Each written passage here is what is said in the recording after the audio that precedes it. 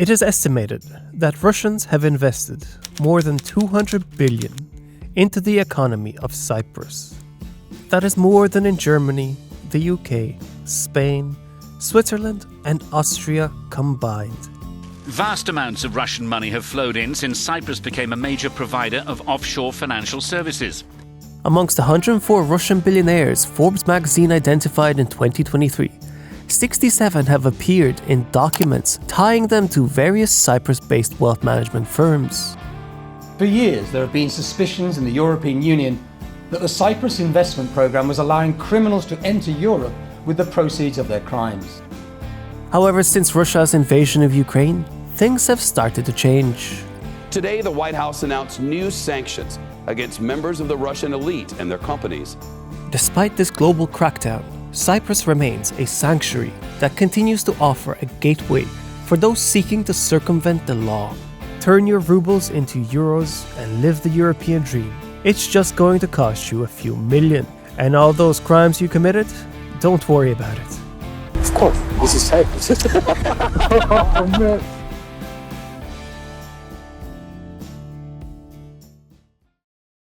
This is Limassol, a city in Cyprus which used to go by the name of Limassolgrad due to its large Russian-speaking community. Shops with Cyrillic signage alongside Russian newspapers, radio stations, schools and churches were common. In the marina opened in 2014 by the president, super yachts were berthed in front of €15 million villas. Look to the east and the skyline is beginning to fill up with high-rise luxury apartments. Look west and one of Europe's biggest casino resorts has opened its doors. Despite severe economic recessions, a global pandemic, and a new large-scale war in Europe, the money just keeps pouring in, especially from Russia, which has been a useful ally to Cyprus ever since it was torn in half.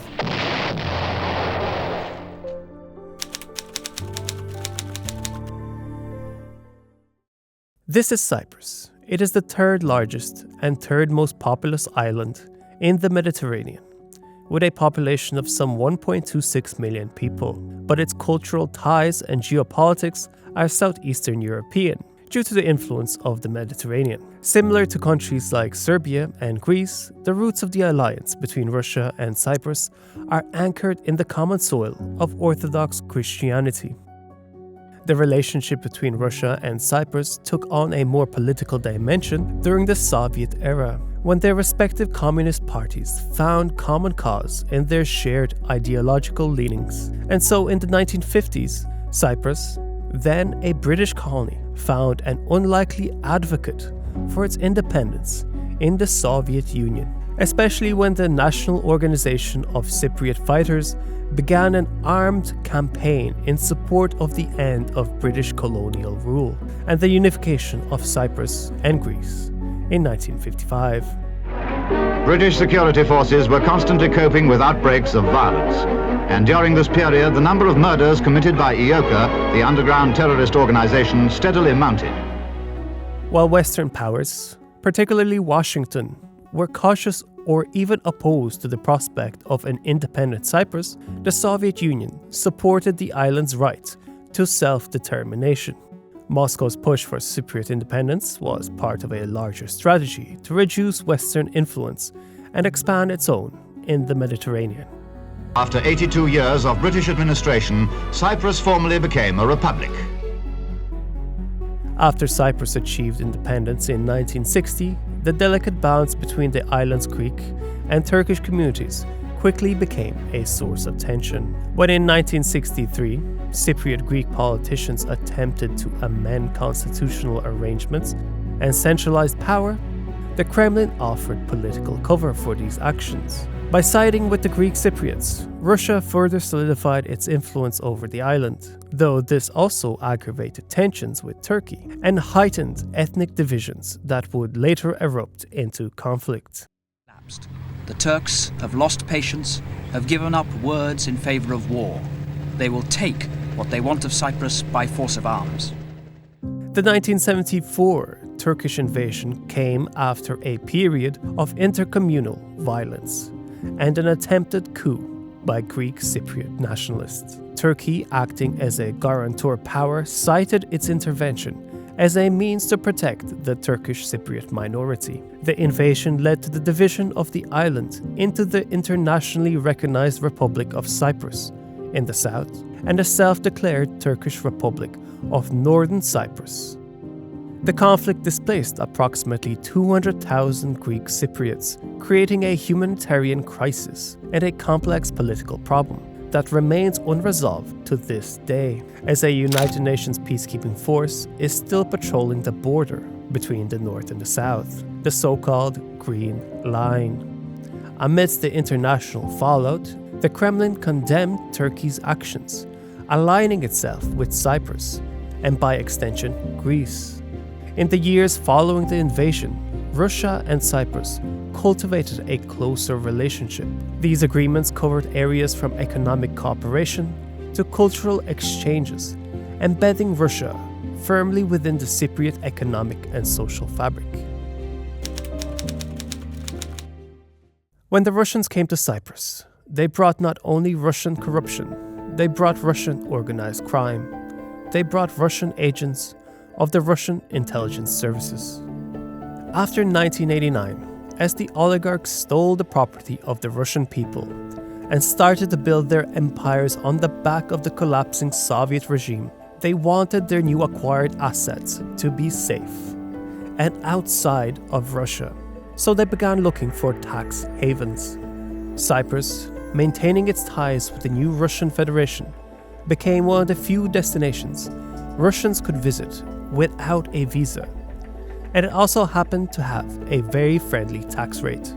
So a burgeoning network of service industries emerged to cater to the needs of these new and affluent clients. Banking regulations, characterized by a degree of leniency uncommon in other European jurisdictions, allowed for an influx of foreign capital with minimal scrutiny. Russians now have $32 billion deposited in banks in Cyprus. Tiny Cyprus is now the largest foreign investor in Russia, a nation with an economy 75 times as big. But this ecosystem, composed of lawyers, bankers, accountants, and tax advisors, was only the tip of the iceberg. Nikos Anastasiades, a lawyer who founded an offshore services practice that drew Russian clients, also eventually served as the president of Cyprus from 2013 until 2023. A 2019 investigation found that before Anastasiades took office, partners in his law firm served as officials of shell companies linked to massive suspected money laundering, including deals linked to Putin's allies. Soon afterwards, the Bank of Cyprus saw a significant shift in its board composition. 6 Russians, including a former KGB colleague of Putin, were appointed to its board of directors. Adding to this, the single largest shareholder of the Bank of Cyprus was a company controlled by Viktor Vekselberg, a prominent Russian oligarch who has since faced international sanctions. The Mueller investigation into Russian interference in the 2016 US presidential election discovered that the Bank of Cyprus had helped funnel money from the Russian-aligned Ukrainian president Viktor Yanukovych to the future chairman of Donald Trump's 2016 presidential campaign, Paul Manafort. Russia essentially turned Cyprus into a bank which it controlled and used to further its geopolitical agendas. Have you ever wanted to have a European passport? Well, that's entirely possible, as long as you have a few million to spare and a clean criminal record. Except in the case of Cyprus, that second part really wasn't all that important.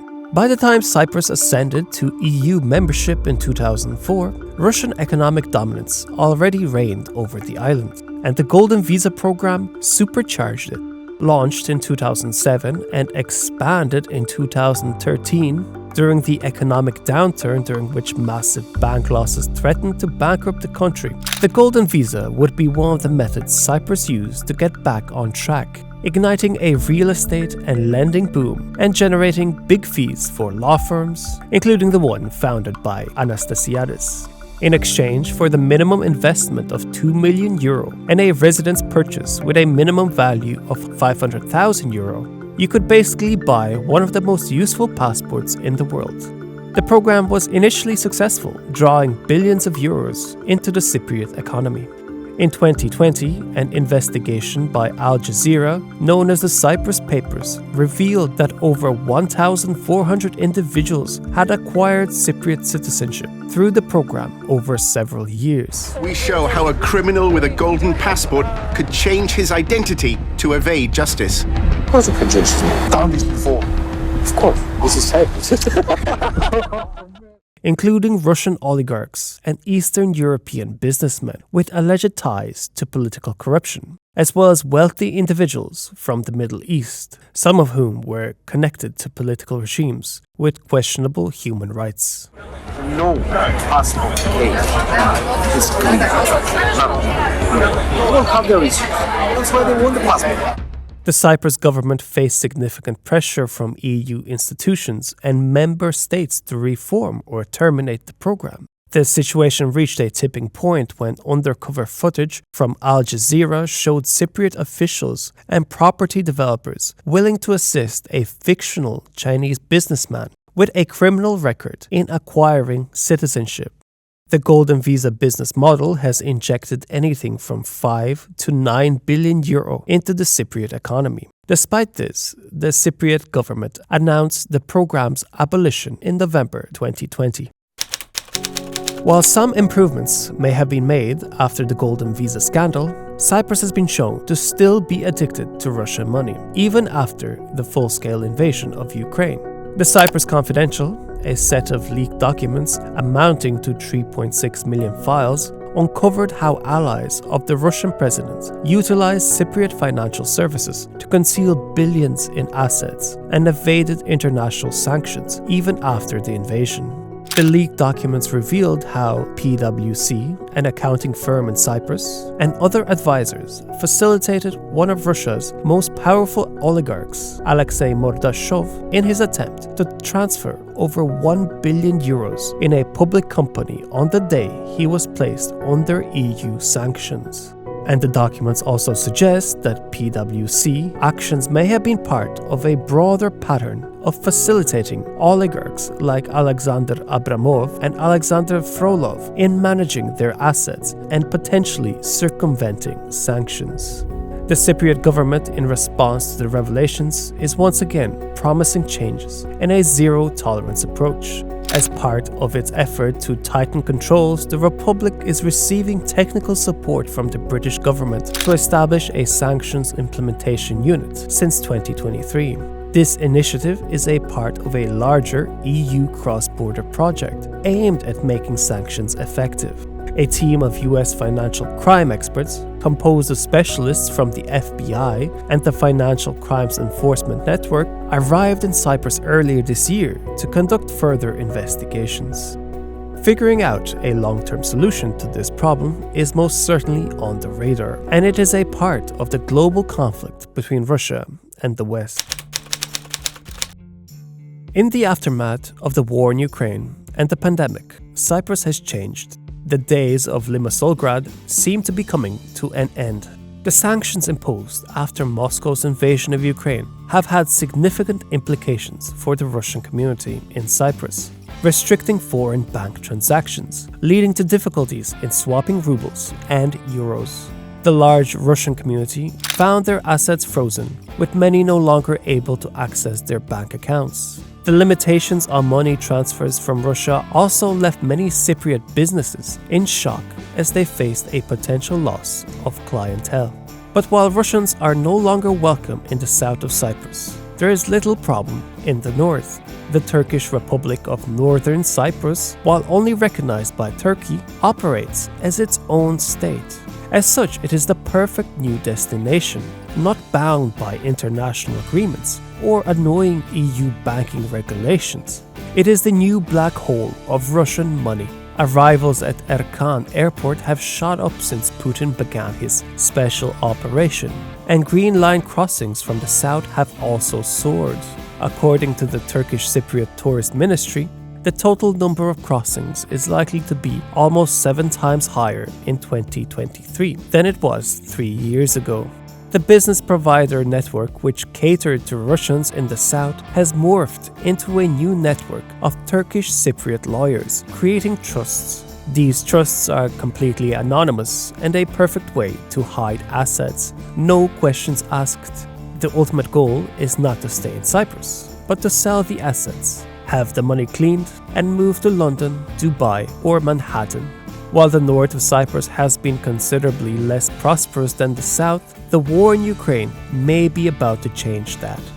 In the end, we may never know the full extent to which Cyprus can be implicated in its shady dealings with Russian oligarchs and other parties. And while the Republic of Cyprus has certainly cleaned up its act, the northern half is picking up its slack. Cyprus has been drinking Russian-bought champagne for the last 3 decades, getting progressively more addicted to easy money and endless investments. Easy money can feel like a blessing until you try to quit. Watch my video on Austria to see how its addiction to easy money also started and the repercussions in Europe today. And this is my Patreon map. These people here give me massive encouragement to make new videos. Visit Patreon and put yourself on the map. Geoperspective out.